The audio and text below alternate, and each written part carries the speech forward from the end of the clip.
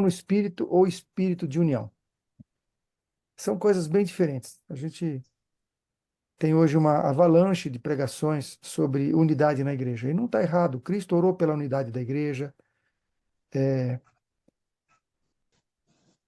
Ellen White muitas vezes fala de sermos um, sermos unidos, univos, univos, univos. Tem uma situação que ela fala 3 vezes univos, univos, univos, porque é importante. Então, união é importante, mas que tipo de união? Né? Fé é importante, mas que tipo de fé? Fé em Deus ou fé na fé? Lembra que nós falamos, eu tenho fé que eu vou passar, mas fé que vai passar baseada em quê? Passar no concurso. Tenho fé que vou ganhar mais, tenho fé, mas fé na fé. Não é fé em Deus? Não é. Então, união, os ímpios também têm união, eles se unem para fazer o mal. É uma quadrilha para assaltar um banco, eles têm que estar unidos, senão eles não conseguem executar o projeto. Se cada um faz uma coisa da cabeça, eles não conseguem fazer um assalto. Tem que ter união. Pelo menos naquele momento. Depois, não sei se eles brigam, né? Provavelmente brigam, mas a união não é uma coisa. É igual uma faca. Ela pode fazer uma cirurgia, pode cortar um legume, ser útil na cozinha e pode matar uma pessoa. Então, a união no espírito é uma bênção, é um requisito de Deus para a sua igreja. Agora, espírito de união, esse tem os ímpios, e isso não pode prevalecer na nossa igreja. Então, vamos ver o que nós temos sobre esse assunto. Como se compõe a igreja de Deus? Algumas pessoas se afastam da igreja porque não, chega lá, se escandaliza com isso, com aquilo. Bom, teve uma pessoa que me convidou, ele saiu da nossa igreja, montou uma outra igreja, e ele foi me convidar para participar da sua nova igreja. Aí eu falei, bem, a sua igreja tem abominação? Ele falou, não, de jeito nenhum. Eu falei, então não posso participar da sua igreja, porque os que serão selados, eles estarão suspirando pelas abominações que acontecem dentro da igreja que eles estão. Então, se na sua igreja não tem abominação, não é a igreja que estarão selados. Então, eu não vou participar dela. Então, a igreja de Deus, ela tem abominações, não é porque Deus quer, porque o inimigo não é bobo. Ele vai colocar seus infiltrados onde? Nos amigos dele? Não, no único inimigo dele, que é a igreja adventista. O diabo precisa pôr infiltrado no espiritismo, no candomblé, no catolicismo? Não precisa. Já é domínio dele. Ele precisa pôr infiltrados na igreja que é inimiga dele, aquela que ele guerreia, que tem a verdade. É essa que incomoda. Então, veja só, Romanos 9, 27. Ainda que os adventistas sejam como a areia do mar, somos mais de 20 milhões, o remanescente ou o restinho é que será salvo. Então, ainda que os filhos de Israel sejam como a areia do mar, somos muitos, mas quem é que se salva? O restinho. Então, na igreja tem dois grupos, o restinho que se salva e o montão que se perde. Essa é a composição da igreja de Deus, ou não? O que caracteriza esse restinho que se salva? O remanescente de Israel não cometerá iniquidade, nem proferirá mentira, e na sua boca não se achará língua enganosa. Interessante. Isso está em Sofonias, está lá no Velho Testamento, se repete no Novo. Olha, se não comete iniquidade, por que precisa dizer que não tem língua enganosa? Não basta dizer não comete iniquidade? E não profere mentira? Olha, mentira é iniquidade, língua enganosa é iniquidade. Por que está dizendo isso? Sim. Não bastaria dizer o remanescente de Israel não cometerá iniquidade? Ponto. Hein, Gabriela Ferreira? Por quê? Por que precisa dizer que não profere mentira, nem se acha na sua boca língua enganosa? Hein, Miguel? Pensa aí. Talvez porque a língua seja a nossa maior batalha e de onde provém a maioria dos males. É uma boa resposta, mas você, você sabe que pecado, para ser considerado pecado, para ser computado como pecado, a pessoa tem que ter consciência. Tem pessoas que não guardam sábado porque não sabem que o sábado é para guardar. Tem muitas pessoas que são casadas com 2, 3, 4 mulheres porque sabem que isso é errado.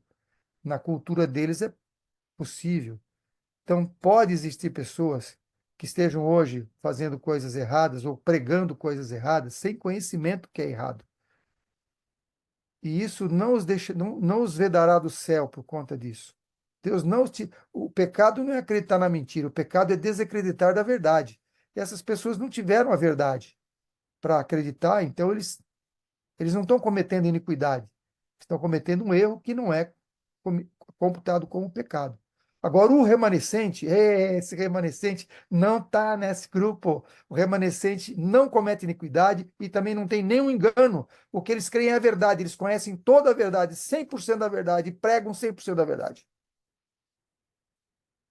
Essa é a diferença do remanescente. Eles têm a luz, 100% da luz, e vivem e pregam essa verdadeira luz. Ficou claro isso? Entendeu, Gabriela? Tá bom. Então, o remanescente de Deus, eles têm 100% da luz dada aos homens. E vivem e pregam 100% dessa luz. Pessoas serão salvas sem ter toda a luz? Sim. A minha avózinha, por exemplo, minha avózinha se converteu tarde, já com a idade avançada, e ela não conseguiu entender que o pôr do sol, o sábado começava na sexta-feira ao pôr do sol, não entendia. E ela falava, olha, não me vai, hoje não é sábado. Ela guardava o sábado de cedo até de noite.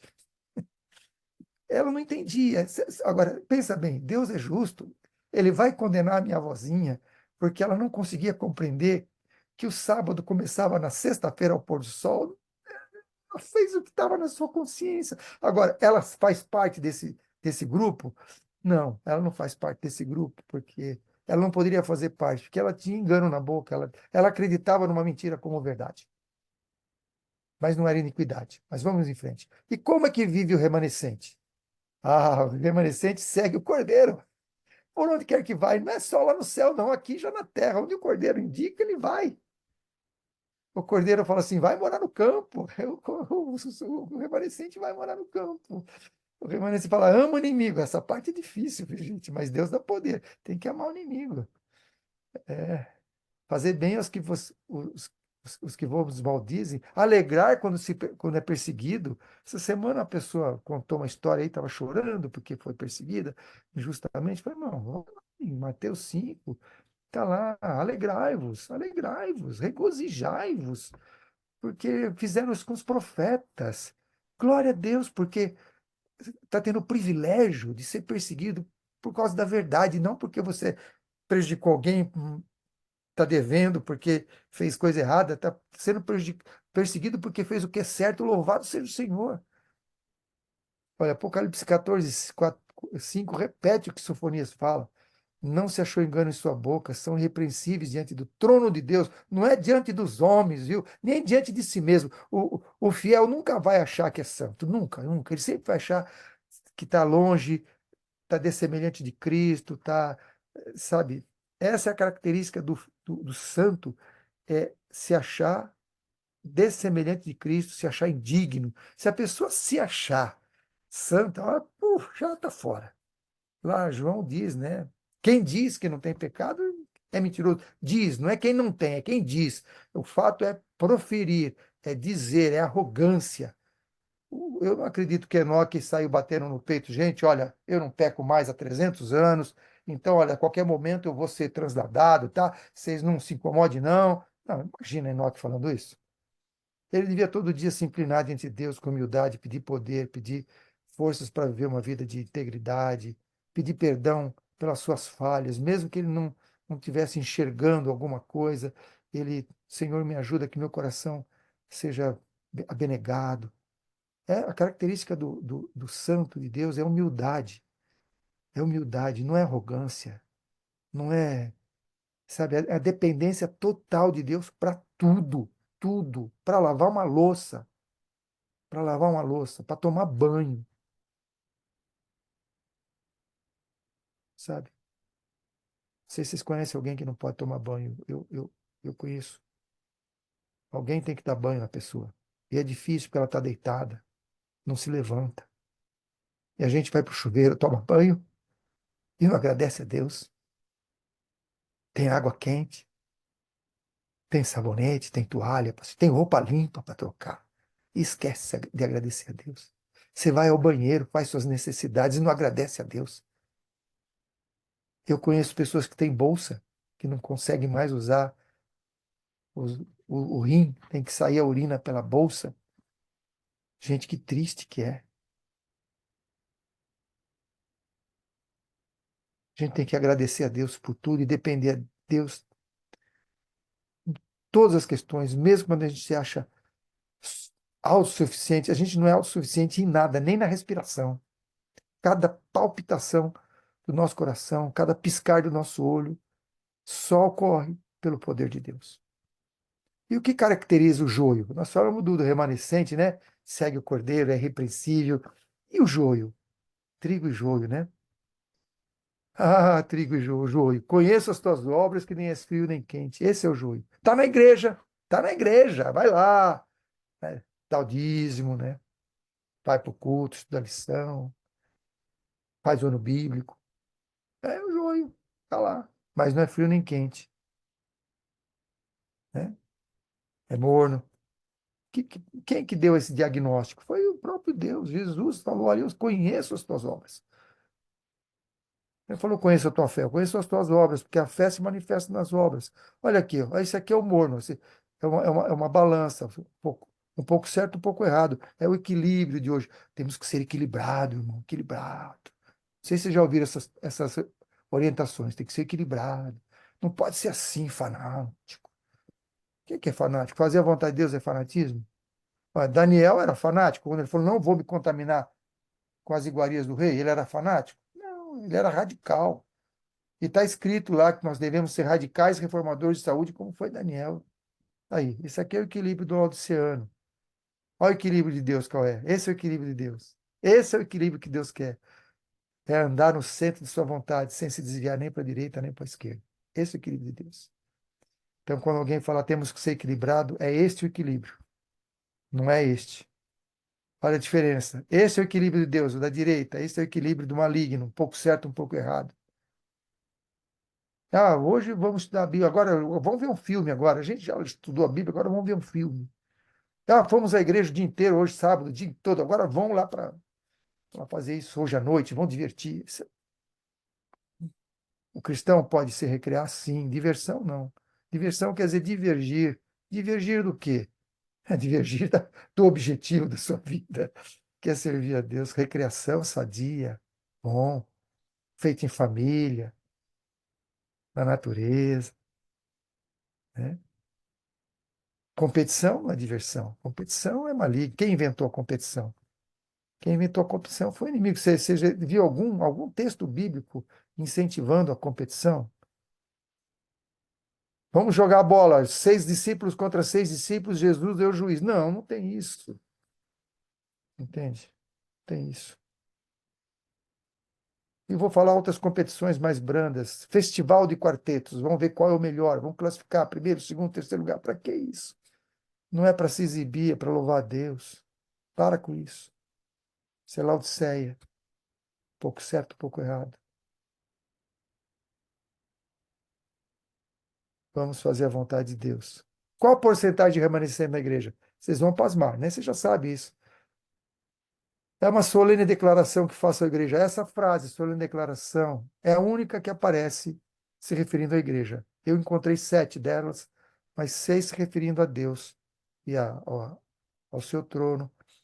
Agora, a igreja é a única. Em português, eu não vi em inglês. É uma solene declaração que faço à igreja, de que nenhum entre 20 dos nomes. De quem? Que estão aonde? Você acha onde? Quem consegue ler? registados nos livros da igreja. Ah. E quanto que dá nenhum em 20? Menos, quanto que é 1 em 20? 1 em 20, quanto dá? Quanto que é 1 em 20? Quantos por cento? 5. 5%. 1 em 20 é 5%. O que que o texto está dizendo? Olha, menos de 5% dos que têm seus nomes no livro da igreja vão finalizar a sua história terrestre. Estão preparados para finalizar a história terrestre. A maioria está tão perdida e sem esperança no mundo como pecador comum. Professam servir a Deus, mas estão servindo mais fervorosamente a Mamon. Quem é Mamon? Ó, o Dindim. estão preocupados com o dinheiro. É com o curso, é com a pós-graduação, é com o emprego, é com o aumento de salário, é com isso. A preocupação é o trabalho. Esse é o nosso grande problema hoje. Nós não somos tentados a traficar droga, assaltar banco, a vender armas. O diabo não vai perder tempo com a gente a respeito disso. Ele vai nos encher de ocupação, encher de trabalho, de coisa boa, igual fez com Marta. Mas Jesus falou: Marta, Marta, olha, Marta, Marta, ó, você está servindo mais a mamão, Marta. Tem síndrome de Marta, muito trabalho, às vezes até o trabalho da igreja. Nenhum em 20. Não é, eu nem considero esse texto matemático, mas eu considero que ele está expressando uma minoria muito reduzida. Tá? Não é, a igreja tem 100 membros, então, olha, nenhum em 20, então são menos de 5, tem 4 aqui que vão se salvar, e a gente ainda quer procurar os 4. Não, longe disso. Está dizendo assim, a minoria bem pequena que serve a Deus, dos que têm seus nomes nos livros da igreja. Nenhum em 20 está preparado. A maioria está despreparada. Está sem Deus e sem esperança no mundo, como pecador comum, não tem diferença. Eu vou dizer para vocês que é pior. Tá? É pior, porque diz que o frio está em situação menos pior que o mundo. Professam servir a Deus, mas servem mais fervorosamente a mamão. Olha aqui, se consegue ver esse quadro aí, ó. Igreja Adventista, 95% de joio, 5% de trigo. Gente, esses números são ilustrativos, tá? Mas a grande bênção é que as pessoas podem mudar de lado, né? Paulo, ele era joio e passou a ser trigo. Mas também tem o risco de você ser trigo como Saul e voltar a ser joio. Mas em tempo de graça a gente pode sair de joio e ser trigo. E também não devemos ficar julgando quem é ou quem é outro. A gente tem que olhar só a nossa vida. Senhor, e som do meu coração. Não tem que ver o olha aquele. Não. Se você está fazendo isso, esquece. Você tem que olhar para si, Senhor, eu quero ser trigo, Senhor. Eu quero te servir, eu quero te honrar. Som do meu coração, me mostra o que tem nele de errado, me dá um arrependimento sincero, me ajuda a ser fiel, me ajuda a abandonar tudo que não serve, que está me atrapalhando. Eu quero ver para a tua glória, Senhor. Eu quero vindicar o teu caráter. Me coloca, Senhor, na frente de batalha. Eu quero ser dos 300 de Gideão. Eu quero ser dos 8 que entram na arca. Eu quero ser da minoria que te serve, Senhor. Não da maioria que grita que gritava crucifica. Eu quero estar entre aqueles que os leões devoravam, não entre aqueles que estavam na arquibancada do Coliseu gritando.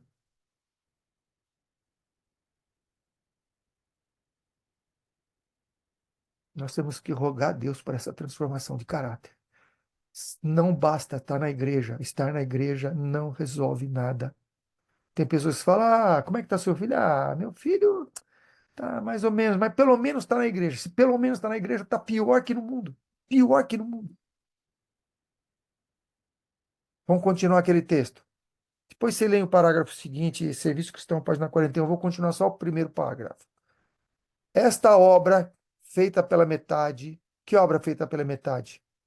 A obra de estar na igreja e servir mais a mamon.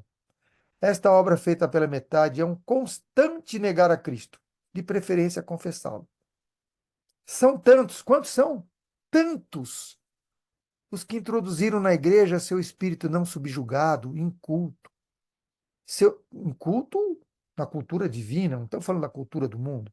Seu gosto espiritual é pervertido por suas degradantes corrupções imorais, simbolizando o mundo no espírito, no coração, nos propósitos. Qual é o propósito da sua vida? Ah, eu pergunto para os jovens que vêm aqui, o que você quer fazer na vida? Olha, teve gente que disse, eu quero ser arquiteto, advogado, engenheiro, quero ser piloto, astronauta. Tinha um que queria ser presidente da República. Aí eu falei, mas por que eu não quero consertar o Brasil? Falei, então, começa arrumando o seu quarto, que tá uma bagunça lá no seu quarto. Arruma lá seu quarto, começa pelo seu quarto. Mas, sabe, o que os nossos jovens querem hoje? O que os pais passam de motivação para os seus filhos? Oh, tem que ser alguém na vida. Que alguém tem que ser um servo de Deus. Quer mais alguém do que um servo de Deus? Deus conhecia Jó por nome. Viste o meu servo Jó?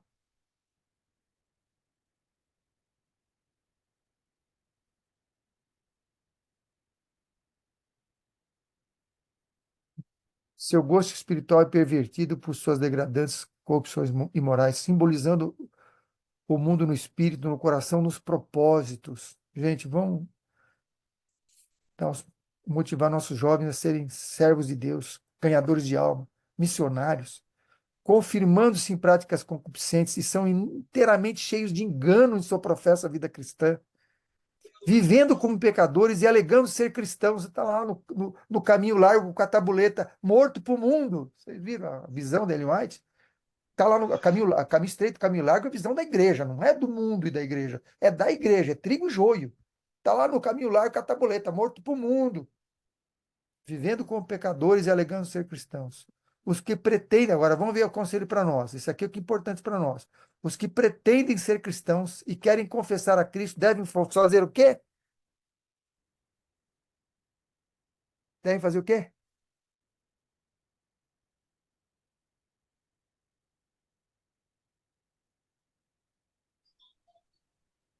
Sair dentre os. Sair dentre eles e não tocar nada imundo e separar-se. Gente, quando eu li isso, eu quase caí de costas. E, gente, é para deixar a igreja? Não.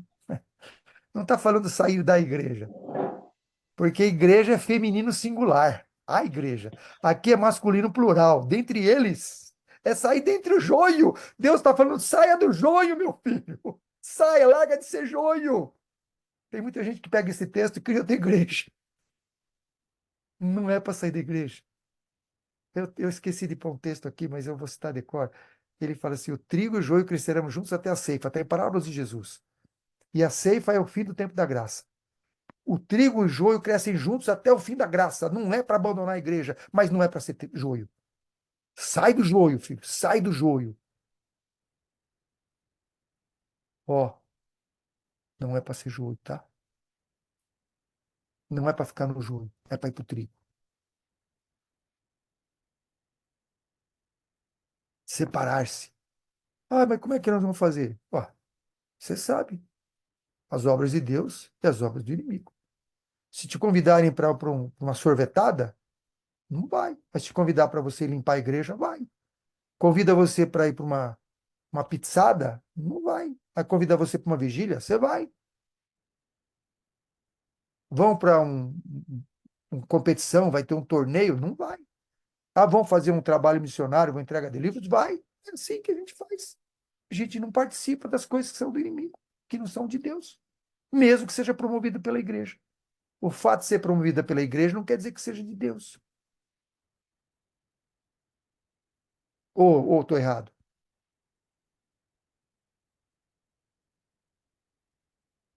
Devem sair Tá dentre, certo, tá certo. sim, deve sair dentre o joio, dentre eles, o joio, e separar-se do joio. Não é para, não vou tocar, não, não é para considerar leproso, não, é para não participar das suas obras. Separa das obras, não tocar coisas imundas. Não está falando para não orar pela pessoa, não ter uma influência positiva, não buscar influenciá-lo para o bem, não é isso. Isso é nosso dever. Orar intercessoriamente por aqueles que estão vivendo uma vida que a gente visivelmente vê que está errado.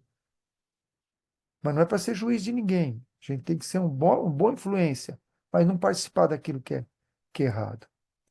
Agora, será possível isso? Será que é possível? Será que é uma utopia? Será que não é assim mesmo? E depois, no final, Deus faz plim-plim e cura todo mundo? Não é. Deus terá um povo, é uma promessa. Olha que promessa, está em Testemunhos 3. Quem pode ler para mim, por favor? Eu, Eu posso. ui, Não, irmã, pode ler. pode. Deus terá um povo zeloso de boas obras, que permanecerá firme entre as corrupções deste século degenerado. Haverá um povo que se apegará tão firmemente à força divina que estará à prova de toda tentação. É sim, Amém. um, haverá, é futuro. Não tem esse. Se tivesse povo, Jesus tinha voltado já. Está faltando esse povo para Jesus voltar. Mas vai ter esse povo que estará à prova de toda tentação. Por quê? Porque está apegado à força divina. Não é porque é justiça própria. Não é isso. É um povo apegado à força divina. Está fincado na videira. Está em comunhão. Depende de Deus dia e noite. Não confia em si para nada. É esse que estará à prova de toda tentação. Senhor, purifica o meu pensamento. Jó falou, Senhor, como eu poderei colocar meus olhos sobre uma virgem, Senhor? Pureza de olhar, pureza de pensamento. Senhor, me ajuda a ter isso. Tentação não é pecado. Se a tentação acontece, espanta ela. Tem gente que sofre porque é tentado. Tentação não é pecado. Jesus foi tentado. Mas, como disse o Lutero, você não pode impedir que os pássaros voem sobre a sua cabeça, mas você pode impedir que eles façam um ninho nela. Né? Vem um pensamento ruim, show, canta um hino. Fala a palavra é a espada. Fala um verso. Tudo posso daquele que me fortalece.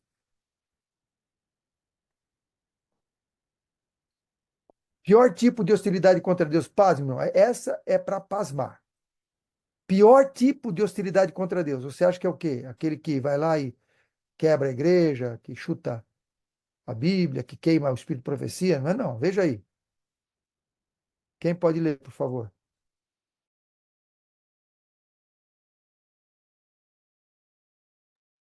Eu posso ler. Diz o seguinte: se Deus aborrece um pecado mais do que o outro, do qual o seu povo é culpado, é o de nada fazer no caso de uma emergência. E o seu, Indiferença. é que o seu microfone ficou. E agora, estão-me a ouvir? Sim, sim, Oi, do início. por favor. Se Deus aborrece um pecado mais do que o outro, do qual o seu povo é culpado, é o de nada fazer no caso de uma emergência.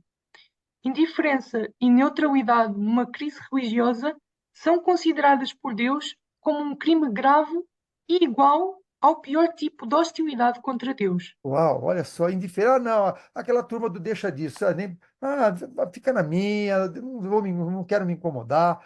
Na época de 1888, teve um grupo que foi contra a mensagem de justificação pela fé e um grupinzinho pequenininho que era a favor.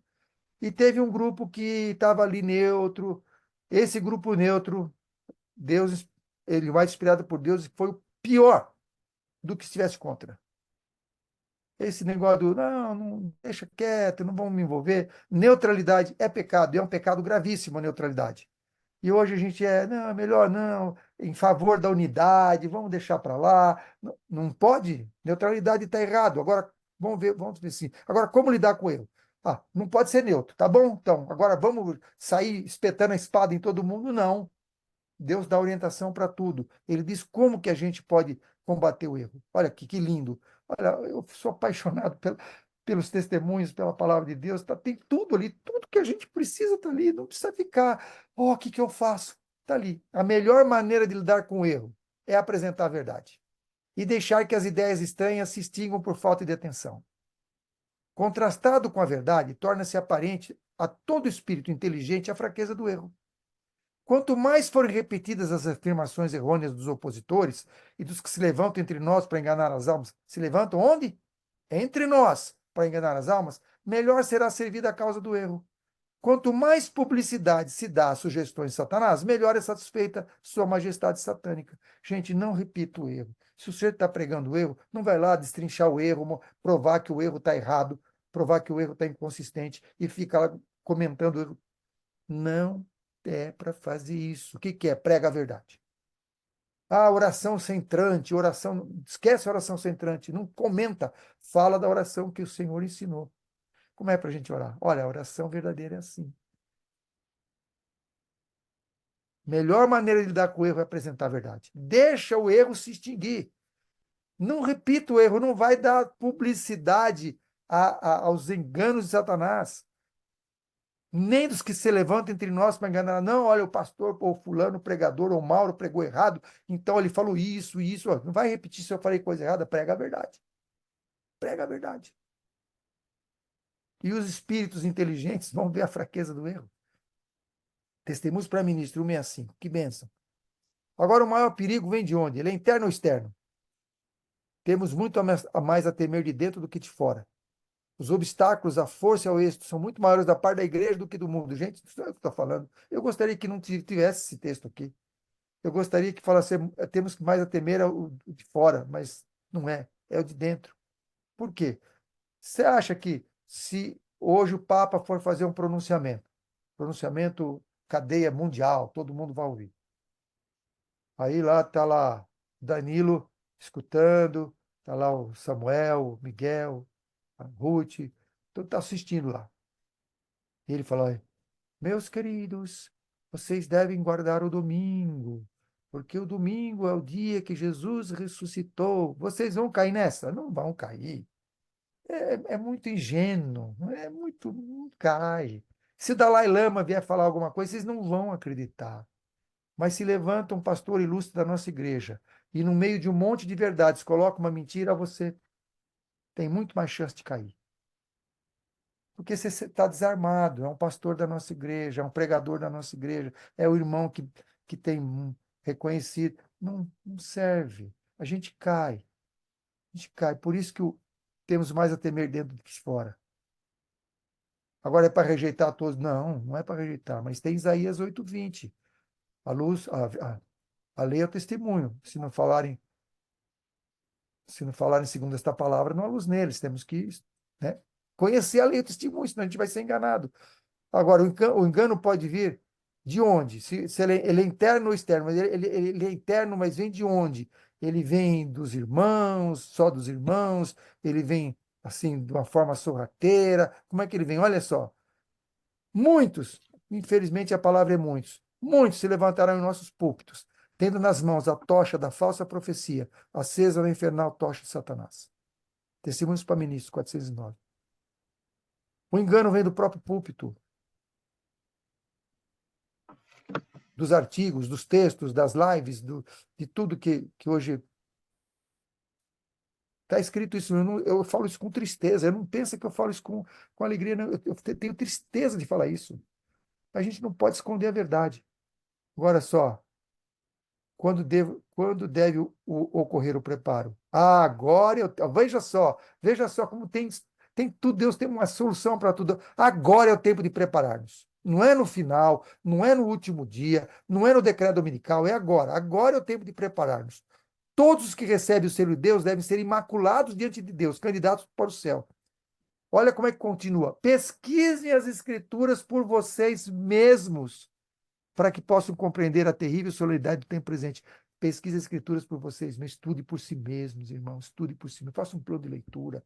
Leia os testemunhos para a igreja, são 9 volumes. Se você lê 13 páginas por dia, você lê tudo em um ano. Se você lê 26, você lê tudo em 6 meses. Leia testemunhos para a igreja. Leia os 5 livros da série Conflito, Parábolas de Jesus. Que benção. Essa semana eu terminei de reler eu escutei, na verdade, 2 vezes inteiro e li o último capítulo do Maior Discurso de Cristo. Que coisa linda! O último capítulo, nossa, que coisa maravilhosa. Pesquise por você mesmo, mesmo. Os judeus pereceram como nação, porque foram desviados das verdades bíblicas pelos seus sacerdotes, anciãos e príncipes. Tivesse estudado por si mesmos e atentado para as lições de Cristo, não teriam perecido. Está em Mensagem aos Jovens, página 258. Estudar por si mesmo. Decora. Esses que são jovens, Miguel e outros mais jovens aí, decora as promessas, decora os capítulos. Andrew sabia o Novo Testamento, decora. Deixa esse negocinho aqui de lado, só usa se for para Deus, se não for para Deus, não usa. Nada de TikTok, esses negócios que só faz perder tempo. Pesquisa as escrituras. Senhor, me mostra a tua vontade aqui na tua palavra. Lê a Bíblia, não é para ler, para procurar os defeitos no pastor ou na igreja, para procurar defeito na sua vida. Senhor, me fala aqui que eu estou em desconformidade, como é que eu posso servir melhor? Me ajuda a ser um melhor filho, um melhor pai, um melhor esposo, melhor esposa, melhor missionário, um melhor vizinho, um melhor aluno, um melhor professor. Senhor, me ajuda.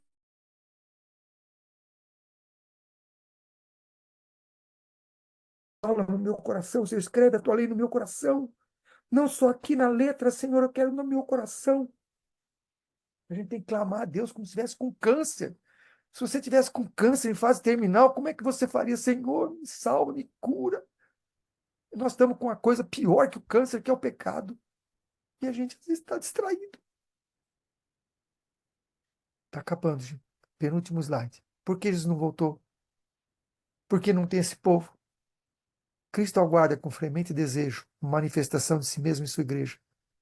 Quem que aguarda? É Cristo que aguarda. Eu sempre ponho esse texto. Você pode me chamar para falar casamento, para falar aniversário, eu vou pôr esse texto. Cristo aguarda com fremente desejo a manifestação de si mesmo em sua igreja. Quando o caráter de Cristo se reproduzir perfeitamente, seu povo então virá para reclamá-los como seus. É isso que está faltando. Quer que Jesus volte? Submeta a Cristo. Ora a Deus, pedindo a perfeição do caráter. Senhor, me usa. Me ajuda a cumprir que Gálatas 2:20 se cumpra na minha vida. Gálatas 2:20, Senhor, na minha vida, Senhor. Gálatas 2:20. Pede para Deus. Último slide. Hoje, se ouvires a sua voz, não endereçais os vossos corações. O dia é hoje, não é amanhã, não é mês que vem, não é quando eu me aposentar, não é quando eu crescer, não é quando eu isso, aquilo. É hoje, hoje, se ouvires a sua voz, não endereçais o coração. Que o Senhor nos ajude. Que o Senhor tenha misericórdia de nós e nos dê sabedoria e nos dê a decisão firme de estudar a sua palavra e de não cair nos enganos que estão dentro da nossa igreja. E que sermos unidos, sim, mas unidos com o trigo, não com o joio, na prática do trigo. E orando pelo joio, e não sendo joio, e influenciando o joio para se tornar trigo. É isso. E olha, o trigo entra pelo caminho estreito, mas metade se perde. Ainda os que entram pelo caminho estreito, metade se perde. Eles ficam com a carroça, uma parte fica com o cavalo, outra parte fica com a bagagem, outra parte fica com o sapato, e ainda alguns ficam com a meia. Só metade que chega no final. Eu fico perguntando o que é o sapato que está te prendendo no meio do caminho, que não te faz progredir? O que é que está te impedindo de progredir? Em que você está agarrado que não quer progredir a carreira do caminho estreito? Que vai te apertando mais, vai dificuldade, vai ficando mais estreito. Só metade chega no final. A metade das virgens, as metade das virgens. 10 virgens entraram no caminho estreito. Virgem entra no caminho estreito. É o trigo da igreja. Só metade chega no final, metade não chega. O joio nem está nessa parábola. O joio não pertence a essa parábola. O joio está no caminho largo. É outra história. Mas que o Senhor nos ajude a trilhar o caminho estreito até o fim. Amém.